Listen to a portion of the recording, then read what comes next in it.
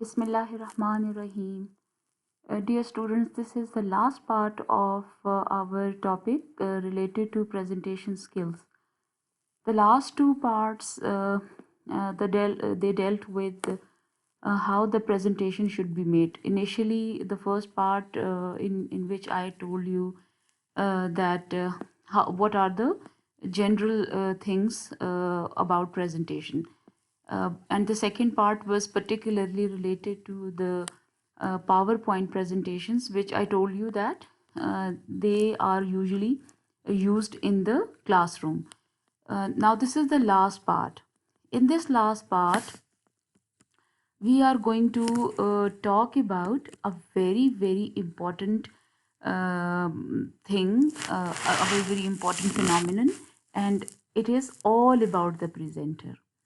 You know that presentation in itself is a non-living, a something which cannot do anything on its own. Even if you make a very good presentation, and the human factor in it, which is called the presenter, if that person is not prepared according to the points that I will tell you now, then that presentation is of no use. So it means that the presentation needs the non-living presentation. It needs a living personality, uh, a living force to bring life into it. See, so it means that presenter is very important and crucial and integral part of presentation. So presentation is incomplete without the presenter, and it should look like incomplete without the presenter. So we will talk on 2 points related to presenter. One is the appearance. You know that the first impression is through the appearance of the person who comes to present. And the second thing I'm going to talk about, how he should deliver the content, the presentation that he has prepared. So these are now two aspects on which I will talk. One is the appearance and the other is the delivery of the presenter. Now, presenter is actually such a key phenomenon in the whole this presentation, the whole this session that he is or she is going to conduct, that he is called or she is called a show puller. Without him or her, the whole presentation is going to have either a good feel or a good impression, or vice versa. So he or she is a show puller. So what are those things that he should keep in mind? So first, as I told you earlier, that we are going to talk about the presenter's appearance. Oh, so the appearance always starts with how to dress up. Now, dress, even you are students and you know that when the teachers come to the class, the very first thing that you look at your teacher is the dress, the way the teacher dresses up. So this has an impression. The neat, clean, tidy, decent dressing, it has its own impression that's going to talk more. This is kind of the non-verbal communication, which before the presenter speaks, this dressing up, the way the person dresses up speaks before what we even say. So this is non-verbal communication. So one has to be dressed up in a decent and neat way, and this already makes an impression. All right, and so there should be it's a part of the presenter's appearance that he should appear confident. When you have prepared so much, when you have done so much homework, preparation, planning, all those 4 P's, 3 P's rather, because this is the fourth P now you are going to come and deliver. So before this, there are 3 P's. Now, 3 P's have this planning, and then there is going to be preparing, and then, of course, there is going to be practice. So, when you have already done practice at home with your own self, then there is no reason that you should not appear confident. You must be confident. The presenter should look confident because that person has already prepared. He knows how whatever is written in that presentation, he or she has made it herself or himself. So then this becomes the reason for confidence. Now, if the presenter comes to the place where he or she has to deliver it, then there is, of course, an audience. And a good presenter is the one who maintains eye contact with the audience. He or she does not look at a particular direction. Sometimes I have seen that the students or anybody who comes to present just keeps looking towards one side, or uh, or sometimes I've seen that the presenters keep looking into the air somewhere, as if they are talking to something which is not in the auditorium or in the hall, it's somewhere up in the air. So I have seen that. So you should maintain eye contact. This shows the confidence also. And it also shows that you care for the audience, you know where they are sitting. And when your eyes they roam around everybody, then it means that you are taking everybody into confidence and everybody matters for you. So this gives a sense of belonging, the sense of connection with the audience.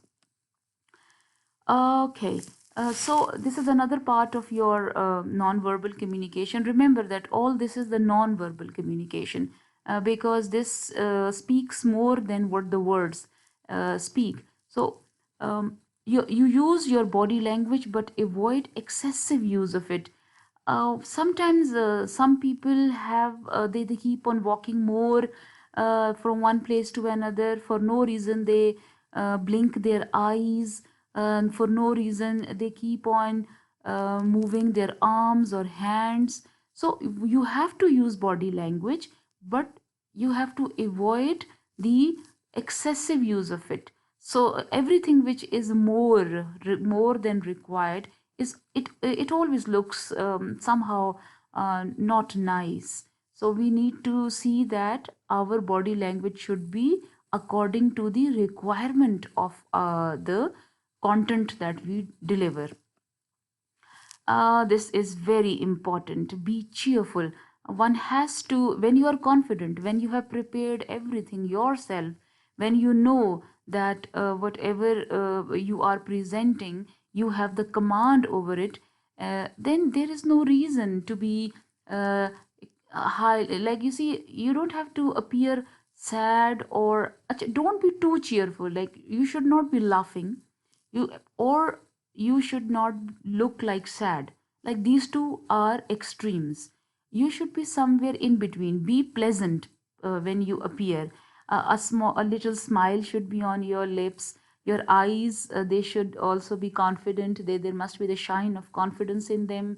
So because you are over here to present yourself and whatever the topic is, and you have prepared for it. So you should be cheerful, light-hearted, and of course be courteous. You should know the norms of speaking to people, the way I told you in the previous presentation also, when I talked about how to handle questions from the audience. Even then I told you that this C of 7 C's means courteous. It plays an important part. It is how you tell the people that you know how you can handle every situation. You are calm, you are composed, you are courteous. You're not the person who gets annoyed. And so this gives a very good appearance overall to you as well as to your presentation. And of course, you should show enthusiasm for your topic. Uh, Own that topic. Make it something. If some area is given to you to make a presentation, or if you have to choose some area for presentation, remember that your interest in that, your the way you care for your topic, it should be visible in you. You should sound interested in your topic. You should not look like as if you're bored and you never wanted to present it. And you see, sometimes people, the presenters, appear as if this has been thrust upon them, and they appear to be the people who are least interested in their topic. No, always show enthusiasm, always show that interest, that keenness. Your voice should tell it. It should be a cheerful voice. Your personality should go with that. So, this is how you have to do. So, I continue with the second part of our today's topic. I told you that it is divided into two parts. So, we are over with the appearance of the presenter. When the presenter appears that way, let's see how now he delivers the content. So initially, we see that when the presenter comes to the place, he should introduce himself, because the reason is that it connects him with the audience. This is a kind of a warm up time where the presenter and the audience, they have to connect with each other. They have to build that kind of bridge, and these are initially 2 to 3 minutes. And if 2 to 3 minutes, in which I told you that this, when we are we interestingly introduce our topic, we have different ways of introducing our topic. Some people started with a little storyline. Some people started with some kind of incident that they share with the audience, and then they come to the topic. This is called actually warm up. So you have to warm up to your audience. See, your audience and you are two human phenomena which you have to create bond with each other. Don't take the audience as somebody which is non-living, or as somebody your enemy. No, they are the people to whom you have come to convince, to inform. Remember the purpose? The purpose of a presentation. So, this is what you have come for. So, feel it that way. So, you will start enjoying your presentation when you feel that kind of connection. Then after introducing yourself, you should give an overview of your presentation, means overall. The way I told you in my second slide, that our today's presentation is about the all about the presenter, and then the way presenter appears, the way he delivers. So you see, I have given the overall um, whatever the presentation is about. This you can put it into objective of the presentation, or the way I have given it a name like key learning points, or you can give it the name as the learning outcomes of the session. So you can give its name. That slide should be the it should be shown, so that, and if you have not made the slide, it does not matter. Sometimes your presentations are not PowerPoint presentations. In any case, you have to follow this sequence. So you introduce yourself, and then afterwards you give an overview overall what your presentation is about. Oh yes, this is this I always tell the students, never do this. In some cases, if at all you read, look, I am also reading from the slide, but not each and every word I read and I don't say anything else. No, you have to avoid reading from slides, and sometimes you put so much on the slides that then you keep on reading from A to Z. No, you are not supposed to do that. So write minimum words and try to tell the people more. These slides are only for the sake of giving the guideline. So avoid reading from slides. This is the point you should remember. You should have your own explanation. Correctness. Now this C of the communication skills, it comes everywhere. All those 7 C's are in every sort of communication. So avoid wrong pronunciation and spelling, because it gives such a bad impression. You see, already you have put very less words on the slide, and even if they have wrong spelling, and if you are pronouncing the words wrong, then it means that you have not done your preparation. You have to rehearse your content before coming to the session, coming for the presentation. So for that reason, your pronunciation, when you speak, it should be correct, and when whatever you write on the slides, or on the board, or the way whatever tool you are using, it should not have spelling mistake. um, Now, this point that you should not include the text which you are not confident. Sometimes I have seen that the students copy paste it from some sources. They don't know the meaning. They don't know, even if they know the meaning, they are not able to explain it. So one should avoid such kind of points which you are not able to explain, and or you are not confident about. So you have to be very, very specific, very focused. uh, you should know each and every word that you write, that what it means, because if a question comes to you, you should be able to answer that question. And yes, you have to maintain a friendly environment. You don't have to be over friendly. Remember that overconfidence, over friendliness, over cheerfulness, that is also bad. Under confidence, under cheerfulness, and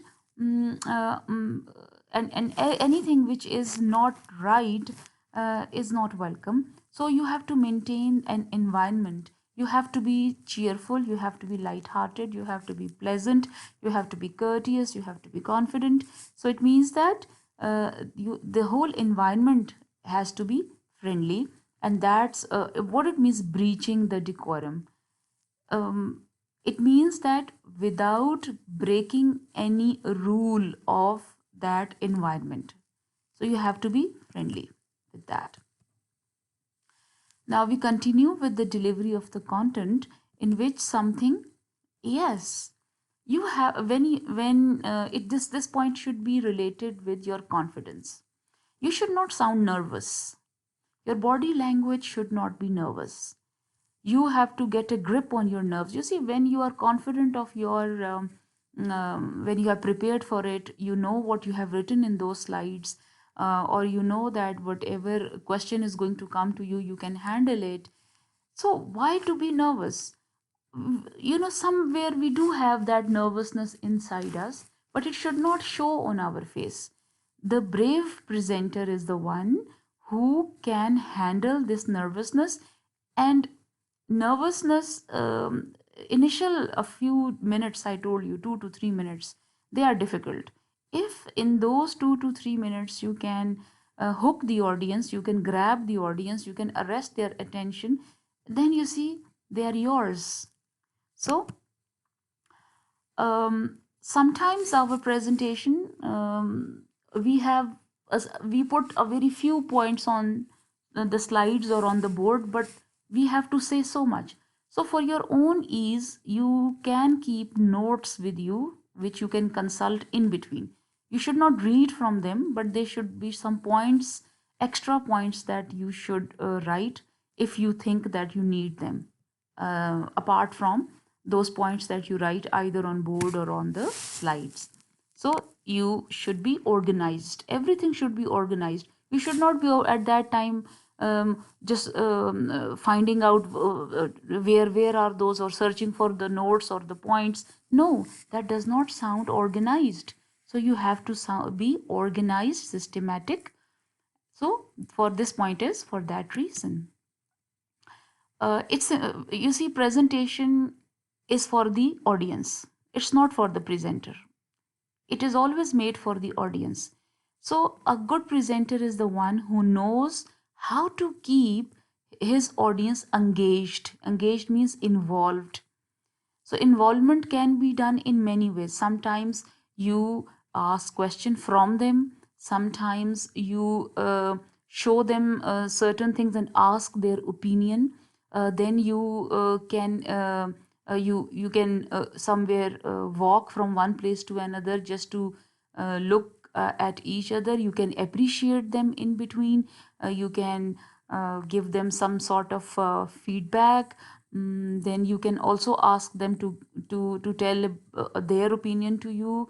So you see, there are so many ways in which we keep the audience involved, focused to what we say.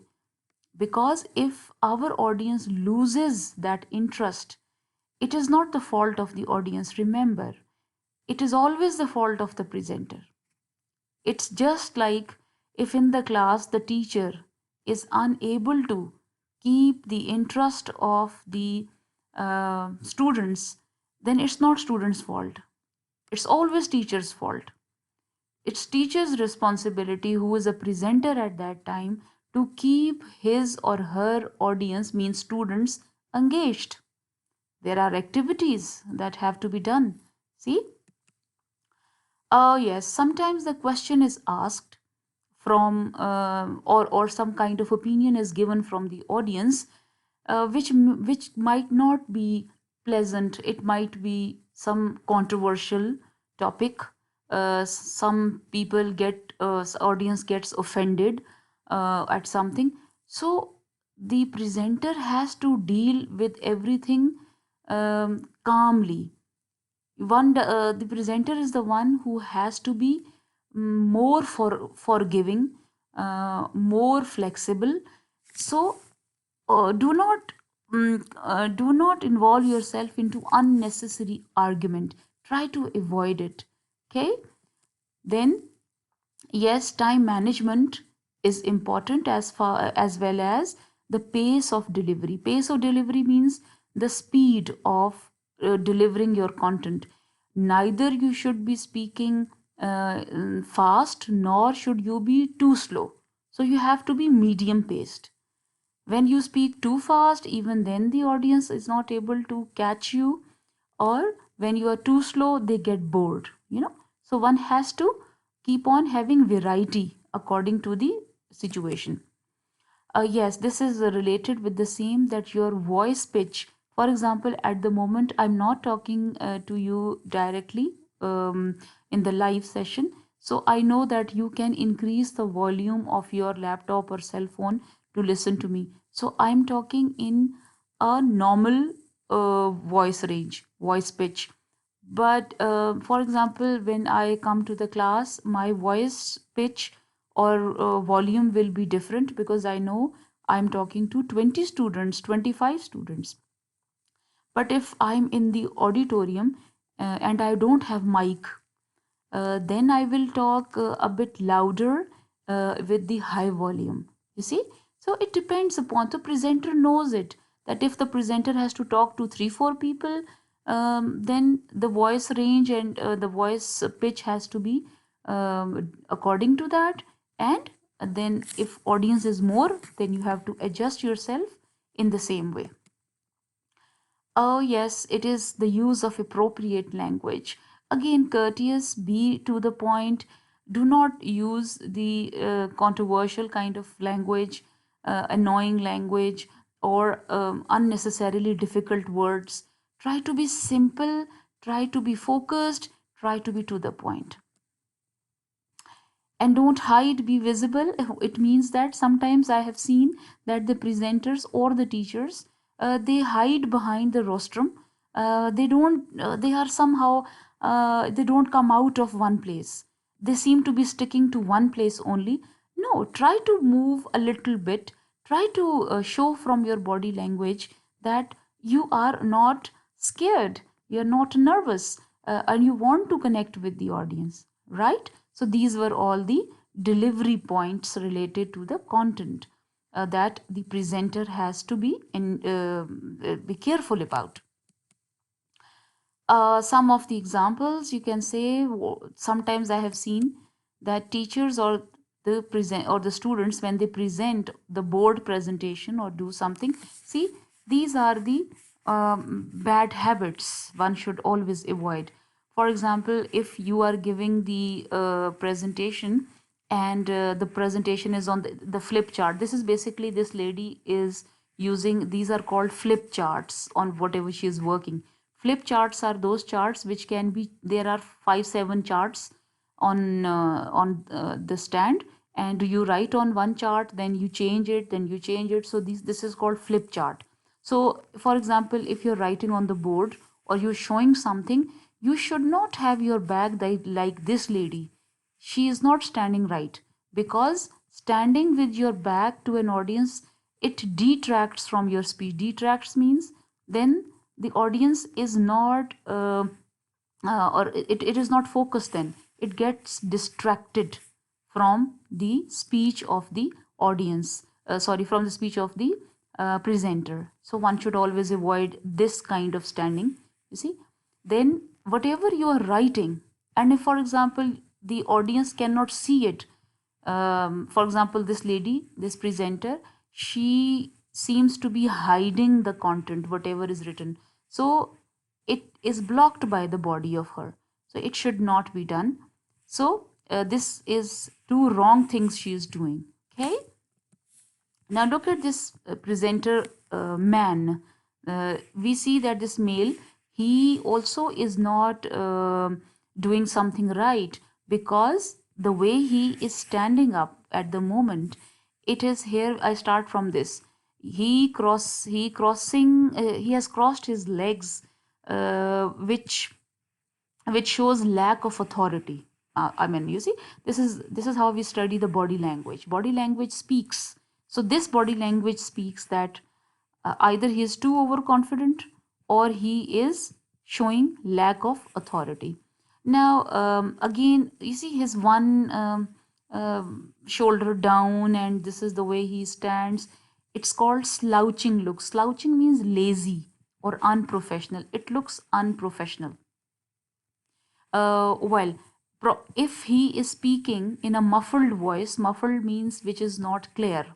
So if he is speaking in the muffled voice, it is of no interest to the audience. Audience will lose interest. So again, it is not appreciated. This is a bad way of presenting oneself. If you look at this, that the person is not maintaining the eye contact with the audience. So if it is done, if one does it in between, then it is okay. But if all the time you are reading from your notes, then audience is going to be disconnected. So these two, I have given just an example to you how these two people have some things which are not according to the qualities of a good presenter. So have you understood these? Right. Now I will give you the summary of whatever we have said up till now in a quick way. Uh, now this is how we see that the presenter's delivery points, you should always remember all these points. I think so you can read it yourself.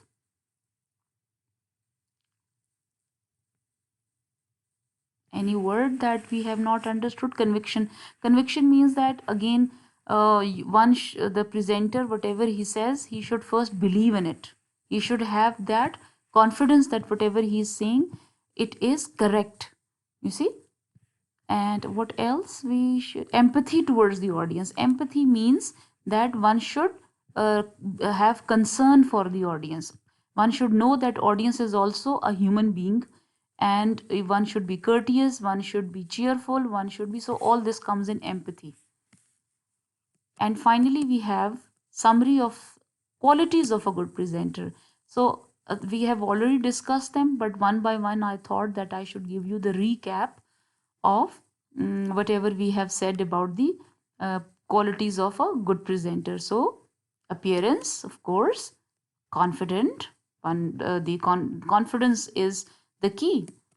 Then attitude, it should not be offensive, it should not be unpleasant. Rather, the person should be courteous, the person should be polite, the person should be flexible, the presenter should be friendly.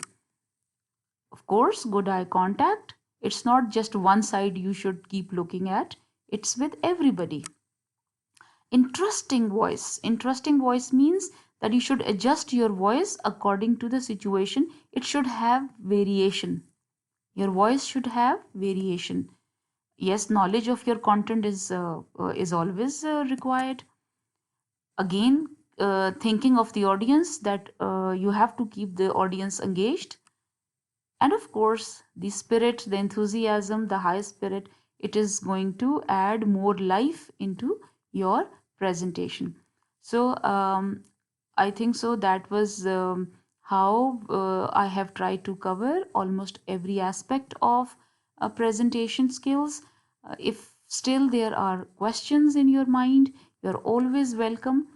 So I will now end it with this beautiful quotation, that how important the presenter is, that a presenter if you are in the control of yourself, if you know what you are doing, you have full command over yourself, then and you have full command over the content and your time. So that is how it sums up to be a very effective presenter and ultimately very effective presentation. Okay, I can get back to it. You can have a good look, right? So thank you for watching my presentation. Inshallah, the next time we are going to talk about some more topic. So I take your leave. Take good care. Allah Hafiz.